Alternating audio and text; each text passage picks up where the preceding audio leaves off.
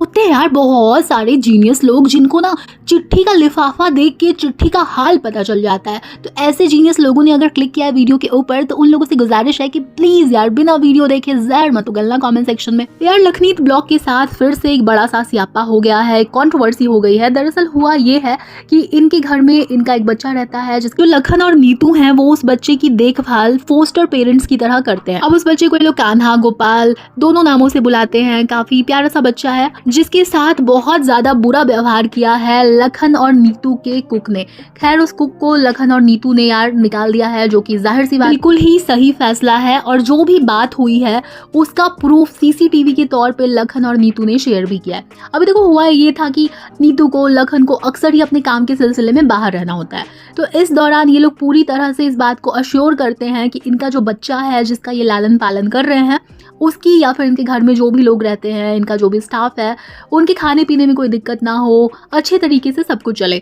लेकिन इन्होंने ऐसा पाया कि इनका जो बच्चा है कान्हा उसके साथ इनके कुक ने भेदभाव किया। जब ये बच्चा उस कुक से 2 रोटियां मांग रहा था तो उसने 1 रोटी दी और कहा कि एक मैं खाऊंगा चावल के साथ, और उसके बाद सब्जी मांगी तो बच्चा कह रहा था कि मुझे और चाहिए, तो कुक कह रहा था कि फिर हम क्या खाएंगे, सब तेरे को दे देंगे। तो मतलब कुक का जो एटीट्यूड था ना, जो भी उसका बोलने का अंदाज था, उसे यही दिख रहा था कि यार ये बंदा इसको बिल्कुल वैसे देखता है, एक बहुत ही तुच्छ समझते हैं ना किसी को कि किसी की कोई हैसियत नहीं है, उस तरीके से वो उस बच्चे को ट्रीट करता था।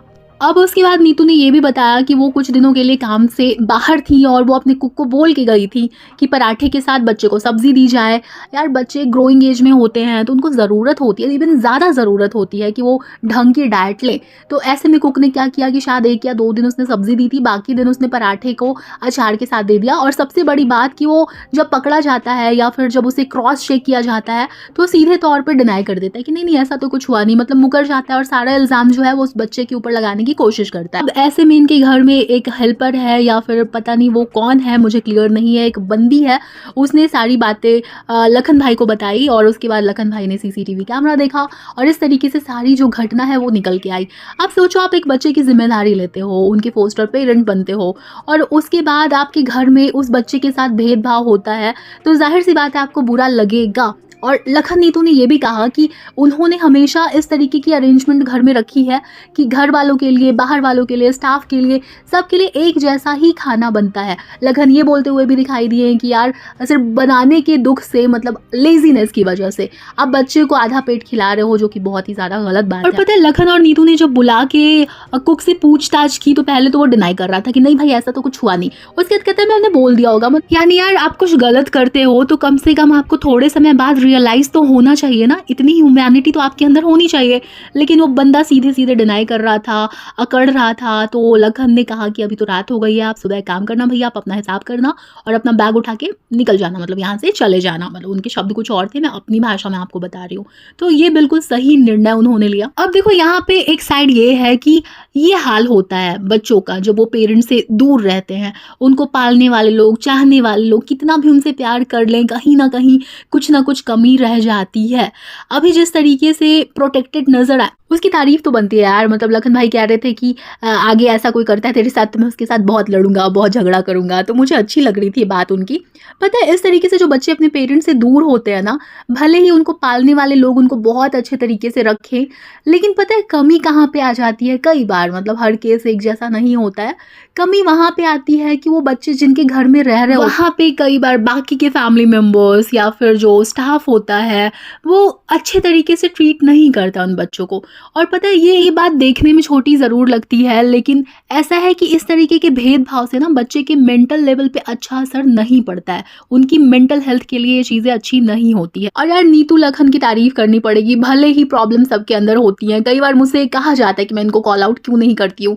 रीज़न उसका एक बहुत बड़ा ये भी है, लखन भाई यार मतलब सच में एक अच्छा इंसान होता है वो मुझे लगते हैं, और ये बात मैं बिल्कुल दिल से बोल रही हूँ। बाकी कॉल आउट करना अगर मुझे होगा ही तो बहुत सारे तरीके होते हैं, जैसे कुछ लोग कहते हैं ना कि नहीं लीगल से डरना और ये और वो, यार बहुत सारे तरीके होते हैं कॉल आउट करने के। तो अगर इंसान करना चाहे तो वो कर सकता है, लेकिन मैं चाहती नहीं, क्योंकि क्या होता है ना कि अगर किसी इंसान के अंदर 10 खूबियां हैं तो बस मैं एक खामी को देख के उसको कॉल आउट नहीं कर। भाई कितने रिस्पॉन्सिबल है उसका एग्जाम्पल मैंने पहले भी दिया था कि जब पूरा ब्रह्मांड भाग रहा था, सारे इन्फ्लुएंसर्स भाग रहे थे सत्यानाशी तेल को प्रमोट करने के लिए, क्योंकि वो लोग बहुत ज़्यादा पैसे दे रहे थे, तो भी भी लखन भाई ने उसके खिलाफ स्टैंड लिया था, अपना ओपिनियन रखा था, जनता को अवेयर किया और उसके बाद भी यार एक कंट्रोवर्सी हुई थी इनके कुक के थूकने वाली, जहाँ पे जो सीसीटीवी की फुटेज थी वो इन्होंने शेयर की थी, लेकिन जो कुक का फेस था वो ब्लर कर रखा था और कभी भी इन्होंने कुक की आइडेंटिटी लीक नहीं की।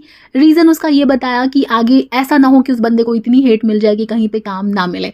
तो ये सब दिखाता है कि आप कितने अच्छे इंसान हो, क्योंकि आजकल का ज़माना बड़ा ख़राब है यार। मतलब कोई इंसान अगर फेमस हो जाता है ज़्यादातर केसेस में, तो उसके पास इतनी पावर आ जाती है या फिर इतना पैसा आ जाता है कि वो अपने आप को भगवान से कम नहीं समझता, वो सामने वाले को इंसान नहीं समझता, अपने आप को उसका ही आका समझने लग जाता है। अगर थोड़ा पीछे जाके हम फिर से लखनीत की ही बात करें तो लखन और नीतू की एक कंट्रोवर्सी आई थी, जहाँ पे इनकी मदर ने, इनके फादर ने काफ़ी कुछ कहा था पब्लिकली इन दोनों के लिए, लेकिन इन्होंने कभी भी अपनी तरफ से उस कंट्रोवर्सी को हवा नहीं दी। जबकि जनरली ब्लॉगर्स क्या करते हैं, क्रिएटर्स क्या करते हैं, काफ़ी सारे, कि वो किसी भी कंट्रोवर्सी को पकड़ के उससे डॉलर छापते हैं, अपनी फैमिली को बिल्कुल भी बदनाम करने से नहीं चूकते हैं यार। तो यही था आज के वीडियो में। अगर वीडियो अच्छी लगी हो तो प्लीज़ इसको लाइक कर देना और तुम्हारा क्या ओपिनियन है इसके बारे में मुझे कमेंट करके ज़रूर बताना। चलो बाय।